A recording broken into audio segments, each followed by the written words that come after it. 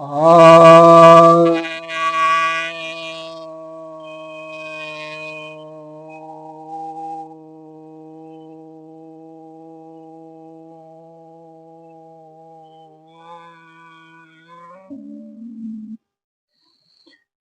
सभी भक्तजनों को सप्रेम नमन। भक्तों, आज आपको मैं बहुत लोगों की जो जिज्ञासाएं हैं, कई वर्षों से जिज्ञासाएं हैं, उसका समाधान लेकर आया हूं। आज देवर्षि नारद के विषय में कुछ कहना चाह रहा हूं। बहुत लोगों की जिज्ञासाएं थी कि कितने नारद हुए हैं, क्या इतने इतने नारद इतने इतने लंबे समय तक चल रहे हैं क्या? भगवान राम के समय भी नारद, भगवान कृष्ण के समय भी नारद, और सतयुग में भी नारद, क्या एक ही नारद इतने रहे?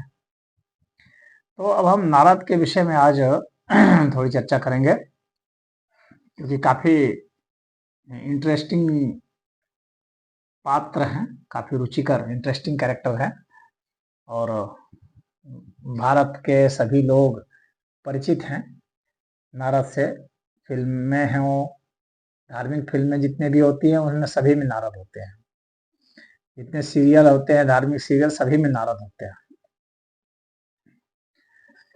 और उनका सभी लोग देखते हैं। नारायण नारायण का जो मंत्र वे जपते हैं, तो इसी नारायण नारायण मंत्र के ही बल पर वे सभी लोकों में गमन करते हैं। तो इनकी जो उत्पत्ति बताई जाती है वह ब्रह्मा से बतलाई जाती है, यानी ब्रह्मा के ये पुत्र माने गए हैं। कहा जाता है कि ब्रह्मा की जांग से ये उत्पन्न हुए थे। ब्रह्मा के ये मानस पुत्र माने जाते हैं, यानी मानस पुत्र का मतलब वह पुत्र जो उनके विचारों वाला हो, जो उनकी विचारधारा का प्रतिनिधित्व कर रहा हो। तो ब्रह्मा के 6 पुत्रों में से ये छठे जो हैं, ये नारद हैं, जिन्होंने कठिन तपस्या की, और कठिन तपस्या करके ये ब्रह्मर्षि पद को प्राप्त हुए, यानी ब्रह्म ज्ञानी ये हुए। इनके गुरु जो थे वे बृहस्पति थे। कहा जाता है कि नारद जो है वो एक दासी पुत्र थे, यानी वहां से शूद्र की स्थिति से, शूद्र वर्ण की स्थिति से ये जो है वो ब्रह्म ज्ञानी की अवस्था तक पहुंचे। और भारत में अब तक वैसे तो भिन्न भिन्न क्षेत्र के बहुत सारे विद्वान रहे हैं, लेकिन नारद जैसा कोई भी नहीं। नारद के मुकाबले एक भी व्यक्ति पूरे भारत के वांग्मय में, एक भी व्यक्ति ऐसा नहीं है जो कि नारद के समकक्ष खड़ा हो सके। ये नारद की प्रतिभा का असर है। महाभारत के सभा पर्व में नारद के व्यक्तित्व के विषय में बताया गया है कि नारद कैसे हैं। सभा पर्व के 5वें अध्याय में बताया गया है। उनके विषय में बताया जाता है कि वेद और उपनिषद के यह मर्मज्ञ थे, इतिहास और पुराणों के ये विशेषज्ञ थे, अतीत के जानकार थे, न्याय दर्शन और धर्म के तत्वज्ञ। भारत के जितने भी दर्शन रहे हैं सभी के ये पारंगत, यानी जो खड़ दर्शन कहा जाता है उन सभी में ये पारंगत माने जाते हैं। शिक्षा हो, शिक्षा के ऊपर तो इनका एक विशेष जो है नारदीय शिक्षा का तर्क है। जैसे 6 जो वेदांग माने गए हैं, तो उन 6 वेदांग में यह एक शिक्षा महत्वपूर्ण है, जिसमें कि उच्चारण बतलाया जाता है, किस तरह से उच्चारण करना है। जैसे व्याकरण के भी ये आचार्य हैं, तो व्याकरण है, छंद है, निरुक्त है, तो उसी तरह से शिक्षा भी एक है, कल्प है। तो शिक्षा में इनका ही ग्रंथ जो है सर्वाधिक लोकप्रिय रहा है। फिर ये जो है, ये आयुर्वेद के और विज्ञान के भी ये आचार्य थे, ज्योतिष के भी ये आचार्य रहे। ये बहुत उद्भट ज्योतिषाचार्य हैं और नारद संहिता नाम से इनका ज्योतिषीय ग्रंथ है। नारद महापुराण नाम से है एक, जिसमें कि पौराणिक कथाएं हैं, भगवान की लीलाएं हैं और इनके उपदेश भी। नारद का भक्ति सूत्र अद्भुत ग्रंथ है। मैंने नारद के भक्ति सूत्र पर एक एक सूत्र पर मैंने प्रवचन किया है, आप जा करके भक्ति सूत्र में देख सकते हैं। तो एक एक जो है एक रत्न है, एक एक जो उनका सूत्र है वह भक्ति के विषय में तो रत्न ही है। नारद की स्मृति भी है, जिसमें कि उन्होंने आचार विचार कैसे होने चाहिए, क्या दंड का विधान होना चाहिए, राजा को कैसे रहना चाहिए, कैसे नहीं रहना चाहिए, कैसे चलना चाहिए, जनता को कैसे चलना चाहिए, इन सब के विषय में, और क्या यज्ञ हवन कैसे करना चाहिए, कैसे भक्ति मुक्ति की ओर बढ़ना चाहिए, सभी का विस्तार से उन्होंने वर्णन किया है। ये उच्च स्तर के वक्ता रहे हैं और संगीत के महान आचार्य रहे हैं, प्रवर्तक रहे हैं। पूरी गांधार विद्या जो है ना, वह नारद के ऊपर ही है। तो संगीत के महान आचार्य हैं। और बताया जाता है कि जिस वीणा का प्रयोग आज होता है, नारद के हाथ में आप लोग वीणा देखते होंगे, वह वीणा उन्हीं का आविष्कार है। ये गणित के भी आचार्य रहे हैं, राजनीति के उद्भट ये विद्वान रहे हैं और राजनीतिज्ञ रहे हैं। और जहां भी दुष्टों का शासन रहा है, उसको अपनी नीतियों से ये नष्ट करते आए हैं। ये देवताओं और दानवों दोनों में ही लोकप्रिय रहे हैं, दोनों को ही यह सलाह मशवरा देते रहे हैं और सभी जगह ये आसानी से आते थे, जाते थे। प्रहलाद के गुरु ये रहे हैं और इन्होंने इंद्र से बचाया था हिरण्यकशिपु की पत्नी को, जो इंद्र हरण करके ले जा रहे थे, जबकि वो गर्भवती थी, तो इन्होंने ही बचाया था। और फिर प्रहलाद का जन्म हुआ था इन्हीं के आश्रम में, और वहीं पर 5 वर्षों तक जो है उनको रखे थे और शिक्षा वगैरह भी सब वहाँ दिए थे। तो ये काफी नीतिज्ञ रहे हैं। ये कवि भी थे, उच्च स्तर के कवि, ये महापंडित थे। तो आप देख सकते हैं कि इतने क्षेत्रों में ये वास्तुकला के भी बहुत उच्च स्तर के ये विद्वान रहे। और मत्स्य पुराण में बताया गया है कि वास्तुकला के 18 प्रमुख आचार्य थे, उसमें से नारद भी एक थे। तो सोच सकते हैं इतने इतने क्षेत्रों में प्रवीण होना आज तक भारत के इतिहास में किसी ने भी नहीं ऐसे इस इतिहास में की। ये संगीत का मर्मज्ञ हो और नृत्य का भी मर्मज्ञ हो, गणित का भी मर्मज्ञ हो, विज्ञान का भी हो, आयुर्वेद का भी हो, ज्योतिष का हो, राजनीति का हो, इतिहास का हो, धर्म शास्त्रों का हो, और भक्ति के आचार्य, योग के आचार्य भी थे। सांख्य और योग के बहुत उद्भट आचार्य थे। तो इतिहास, पुराण, व्याकरण, तो ये ऐसे इस तरह के जो हर क्षेत्र के वो थे, वो शायद ही कोई। ये विदूषक भी थे, बहुत अच्छे विदूषक थे। और अधिकतर लोगों को, जो सामान्य भारत के जो लोग हैं, वे इनके विषय में यही जानते हैं कि ये विदूषक हैं, क्योंकि इनको अधिकतर रखा जाता था तो कुछ ना कुछ जो है हंसी मजाक भी करते थे। तो इनकी अधिकतर पहचान वह रही है। लेकिन यह अफसोस है कि उनकी जो वास्तविक पहचान अन्य क्षेत्रों की थी, वह छिपी हुई है, उनको लोगों को नहीं बताया गया। इनकी विदूषक की छवि और इनके चुगलखोर होने की छवि, यह प्रचारित प्रसारित की जाती है। जबकि ये बहुत अच्छे उपदेशक थे, सबके हितकारी थे, सबको उचित सलाह देते थे। ये भगवती देवी को भी जो शक्ति माता हैं पार्वती जी, उनको इन्होंने सलाह दिया था,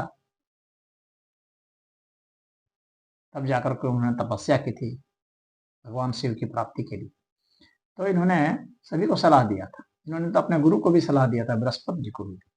ये सभी के सलाहकार थे और ये भगवान विष्णु को चाहे शिव को सभी को सलाह देते थे और सभी इनसे सलाह लेते थे, क्योंकि ये उच्च स्तर के विद्वान थे। इसलिए अथर्ववेद में भी नारद का जिक्र आया है, ऐत्रेय ब्राह्मण में भी इनका जिक्र आया है। वहां बताया गया है कि हरिश्चंद्र के जो पुरोहित थे, सोमक नाम उनका था, उनके गुरु थे। मैत्रायणी संहिता में भी इनका जिक्र आया है कि नारद नाम के एक आचार्य थे। वायु पुराण में भी बताया गया है कि नारद जो हैं वे ब्रह्मा की संतान हैं। तो इनके इस तरह से बहुत सारे प्रमाण मिलते हैं और श्रीमद् भगवद गीता में भगवान कृष्ण ने भी इनको अपनी एक विभूति बताया है। श्रीमद् भगवद गीता के 10वें अध्याय के 26वें मंत्र में यह कहा गया, अश्वत्थः सर्ववृक्षाणाम देवर्षिणाम च नारदः, यानी सभी वृक्षों में मैं अश्वत्थ हूं और जितने भी देवर्षि हैं उनमें मैं नारद हूं। इससे यह पता चलता है कि जितने भी देवर्षि हैं, यानी और भी बहुत सारे देवर्षि हुए हैं, उनमें नारद ही श्रेष्ठ थे। तो बहुत सारे देवर्षि और कौन कौन थे, जैसे मान लीजिए कि एक जो है ये धर्म पुलस्त क्रतु पुलह प्रत्युष प्रभास और कश्यप, ये जो थे इनके जो पुत्र थे उन्होंने भी तपस्या की थी और ये देवर्षि हुए थे। जैसे कि धर्म के पुत्र थे नर और नारायण, ये भी देवर्षि के पद पर पहुंचे। पुलस्त के पुत्र थे कुबेर, तो वे भी देवर्षि के पद पर पहुंचे। क्रतु के पुत्र थे बालखिल्य, वे भी पहुंचे। पुलह के पुत्र थे कर्दम, वे भी देवर्षि के पद पर पहुंचे। और प्रत्युष के पुत्र थे अचल, तो वे भी देवर्षि के पद पर पहुंचे। और कश्यप के पुत्र थे नारद और पर्वत, ये दोनों ही देवर्षि के पद पर पहुंचे। लेकिन इन सभी में नारद ही प्रमुख रहे। नारद की प्रतिभा के सामने ये सब गौण हो गए, उनके सामने दब गए, ऐसी नारद की प्रतिभा थी। अगर हम संगीत के हिसाब से देखें और इतिहास के हिसाब से देखते हैं तो महाभारत में तो इनका जिक्र है ही। महाभारत के शांति पर्व में भी इनका जिक्र हुआ है और कहा गया है कि ये गांधर्व वेद के प्रवर्तक है। गांधर्व वेद जो है उपवेद है सामवेद का। तो इसके गांधर्व वेद के जो इस तरह से कोई ग्रंथ ऐसा नहीं मिलता है, लेकिन छुटपुट उनके बारे में टिप्पणियां मिलती हैं, कहीं कहीं रेफरेंस मिलता रहता है अन्यों के ग्रंथ में, उसके आधार पर गांधर्व वेद का पता चलता है। तो नारद जो थे वो गांधर्व वेद के बहुत उच्च स्तर के वो मतलब प्रवर्तक ही माने जाते हैं संगीत के वहां पर। हालांकि संगीत का तो सामवेद में भी है, लेकिन गांधर्व वेद जो है उसके प्रवर्तक नारद ही माने गए। और फिर नारद जो है ऐसा रूढ़ हुआ कि नारद जो है वह एक पद हो गया, और जो भी देवर्षि के पद पर पहुंच जाए उस स्तर पर और संगीत में भी प्रवीण हो तो वैसे को नारद कहा जाने लगा। संगीत और ज्योतिष में मतलब नारद जिन क्षेत्र में जो उन्होंने मापदंड बनाया था उस मापदंड पर जो पहुंच जाते थे जो भी ऋषिगण, तो उनको भी नारद कहा जाता था। और वैसी ही वेशभूषा, वैसी ही परंपरा नकल से चलते थे। जैसे आदि शंकराचार्य के अनुसार हम लोग देखते हैं कि आज भी शंकराचार्य होते हैं जो उन्हीं के अनुयायी रहे, उन्हीं से शिक्षा दीक्षा लिए या उन्हीं के परंपरा का वहन करते रहे, तो उन्हें शंकराचार्य भी हम कहते हैं। तो उसी तरह से नारद भी एक पदवी हो गई, उसी तरह से जैसे व्यास भी एक पदवी थी, तो नारद भी एक पदवी हो गई। तो बहुत सारे नारद हमें इसलिए मिलते हैं, एक ही नारद नहीं मिलते हैं, बहुत सारे नारद मिलते हैं। और नारद होने के लिए जिन जिन क्षेत्रों में नारद ने अपने प्रतिमान स्थापित किए थे, उन उन क्षेत्रों में वैसे ही प्रतिमान जो स्थापित करते थे, उन्हें ही नारद कहा जाता था। तो भरत के जो नाट्य शास्त्र है, उसमें भी नारद का जिक्र आता है। और भरत का जो नाट्य शास्त्र है, यह तकरीबन 200-300 ईसा पूर्व माना जाता है। तो यह नाट्य शास्त्र जो है, उसमें वर्णन आता है। मैं श्लोक आपको पढ़कर सुनाता हूँ, जिससे प्रमाणित हो जाएगा। गांधर्वम एतत् कथितम मया ही पूर्वम यदुक्तम त्वहि नारदेन। तो नारद जो है वो, क्योंकि यह जो है नाट्य शास्त्र है, ऐतिहासिक ग्रंथ माना जाता है, प्रमाणिक ग्रंथ माना जाता है, इतिहासकार भी मानते हैं। इसलिए इसमें जो उक्ति आई है नारद की, तो वह मान्य होती है। अब नारद जो है, एक तो वह नारद है जो शिक्षा के, जैसे मैंने बताया कि नारदीय शिक्षा है। तो फिर उसी तरह से गांधार वेद के प्रवर्तक नारद रहे। फिर जो है जो भरत के जो नाट्य शास्त्र है, उसमें भी नारद रहे। उनके माध्यम से भी लोगों को पता चला है कि उसमें भी नारद का उल्लेख मिल रहा है। वैसे तो नारद का और भी सब पुराणों में हर जगह जिक्र आता है, और इतने ये लोकप्रिय थे कि जो मेरू पर्वत है, मेरू पर्वत के चारों ओर भी बहुत सारे पर्वत माने गए हैं, 20 पर्वत हैं शायद। तो उस 20 में से एक पर्वत नारद के भी नाम पर है। ये ब्रह्म वैवर्त पुराण में इस बात को बताया गया है। नारद ने, नारद के रूप में, मतलब भगवान ने नारद के रूप में अवतार लिया है। मतलब नारद को एक अवतार भी माना जाता है, ये ऋषि नहीं माना जाता। तो नारद जो है वो भगवान की श्रेणी में भी आते हैं, देवर्षि नारद जो है। तो वो अवतार ग्रहण किया, और किस लिए? क्योंकि लोगों को आसानी से मोक्ष कैसे दिलाया जाए, इस विषय पर जो है उन्होंने ग्रंथ लिखे। जैसे भक्ति सूत्र जो है, वह तो खैर है ही, लेकिन इसके अलावा नारद ने एक नारद पांचरात्र का एक ग्रंथ लिखा, जो वैष्णव ग्रंथ है। इसमें उपदेश है मोक्ष का। यह जो ग्रंथ है, इसमें बताया गया है कि कैसे सत्कर्म करके और कैसे भक्ति से ही जो है हम पा सकते हैं, मोक्ष को उपलब्ध हो सकते हैं। एक और नारद जो हैं, उनके विषय में चर्चा आती है, जिन्होंने संगीत पे बहुत बड़ा योगदान किया है। संगीत मकरंद नाम से उनका ग्रंथ है, संगीत मकरंद। ये काफी लोकप्रिय, संगीत के जो विद्यार्थी हैं, वे इस चीज को जानते हैं और उसका अध्ययन भी करते हैं। तो उसमें संगीत मकरंद में बहुत सारी बातें बताई जाती हैं, तो जिसमें कि पुरुष राग, स्त्री राग, नपुंसक राग, अलग अलग तरह के राग बताए गए हैं। यहाँ कुल जो है 93 रागों का निरूपण किया गया है। उसमें कंपन के हिसाब से भी बताया गया है कि किस तरह से हम प्रयोग कर सकते हैं। नृत्य का भी उसमें निरूपण किया गया है। गांधार ग्राम का निरूपण किया गया है। श्रुति नामों का जो है, उस परंपरा का भी नाम का उल्लेख है, और उसमें अलंकारों का भी उल्लेख है। जो संगीत के विद्यार्थी भी जानते हैं कि अलंकारों का प्रयोग कैसे किया जाता है गायन में, तो उसमें अलंकारों का प्रयोग किया गया है। तो जो अलंकार हैं,